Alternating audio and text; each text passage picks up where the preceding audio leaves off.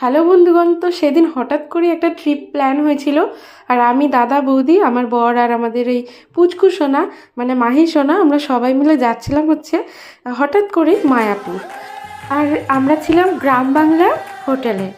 এটা একটা রিসর্ট টাইপের। তো এখানে আমরা ছিলাম আর এসেই ফার্স্টে বুকিং করে নিয়েছিলাম, তারপরে রেডি হয়ে নিয়েছিলাম মায়াপুরের উদ্দেশ্যে যাওয়ার জন্য। মন্দিরে যাব তাই জন্য শাড়ি টাড়ি পরে রেডি হয়ে নিয়েছিলাম। তো 1 মাসের মধ্যে এই যে দুবার আসা, সত্যি সবার ভাগ্যে এটা থাকে না।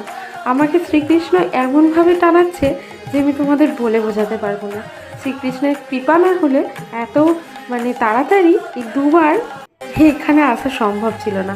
আর আমাদের এই ট্রিপটা অনেকটা সুন্দর হয়েছিল, তার কারণ আমাদের সাথে আমাদের এই পুচকুটা ছিল বলে।